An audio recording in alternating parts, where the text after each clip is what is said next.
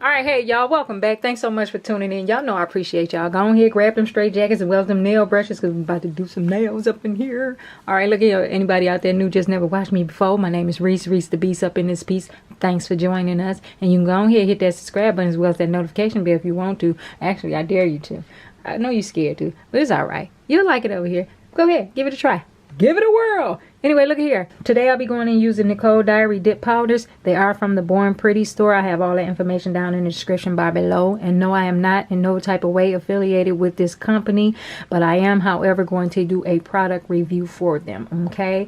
So, yeah. Now, instead of me using these dip powders the regular way, just dipping them straight on in, how we normally do, I'm gonna go in and use these dip powders with some monomer today.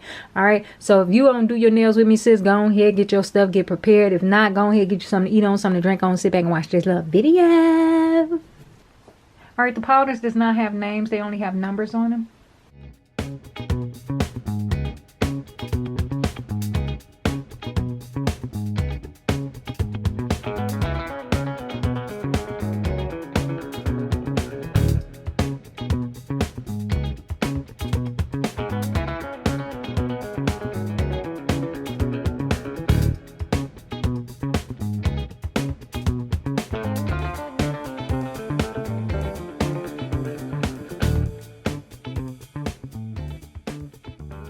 Now here's all 9 of the colors swatched on some paper. Now as you may or may not know, that some dip powders you can go straight in and apply them straight to the nail and use them as regular acrylics. But in this case, Nicole Diary Dip Powder System, you must add clear acrylic. If not, if you applied it straight to your nails using it as a color acrylic, it will still be wet. It won't dry. So you have to go in and add some clear acrylic to this in order for it to dry on your nails. Okay?